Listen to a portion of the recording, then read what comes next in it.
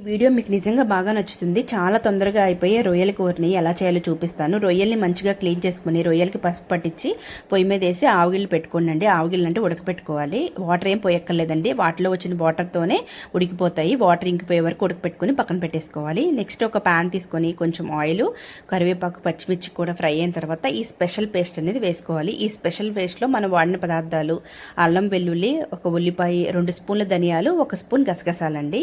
ఈ పేస్ట్ ముందుగా రెడీ చేసుకుని ఇలా వేసుకున్న తర్వాత మనం ముందు టమాటా ప్యూరీ అయితే దీంట్లో వేసుకోవాలి. టమాటా ప్యూరీ వేసుకున్న తర్వాత చక్కగా టమాటాలని మంచిగా వేగనివ్వండి. ఈ ప్యూరీ అంతా వేగిన తర్వాత మనం దీంట్లోకి అయితే ఉప్పు, పసుపు, కారాన్ని అయితే యాడ్ చేసుకోండి. ఇలా చూసారా చక్కగా వేగిపోయింది. ఇప్పుడైతే ఈ ఉప్పు, పసుపు మీ టేస్ట్ తగ్గంత కారాన్ని అయితే యాడ్ చేసుకొని చక్కగా ఒకసారి కలుపుకొని కొంచెం ఒక హాఫ్ టీ గ్లాస్ వాటర్ పోసుకోండి. మసాలాలన్నీ మాడకుండా ఉంటాయి. ఇలా కొంచెం వాటర్ పోసుకొని ఒక 5 మినిట్స్ సిమ్లో పెట్టేసుకొని ఇప్పుడు మనం రొయ్యలను అయితే యాడ్ చేసుకోవాలండి. రొయ్యలను యాడ్ చేసుకొని ఒకసారి కలుపుకోండి.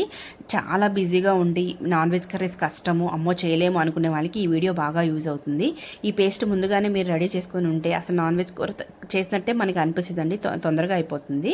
ఇప్పుడు కొంచెం వాటర్ పోసుకొని రొయ్యల్ని దగ్గర పడేంత వరకు ఉడకనిస్తే సరిపోతుంది. చూసారా ఆయిల్ మొత్తం పైకి తెలిపి చక్కగా ఉడికిపోయింది. కొత్తిమీర వేసుకొని దించేసుకోండి. ఈ వీడియో మీకు నచ్చితే లైక్ చేయండి, షేర్ చేయండి.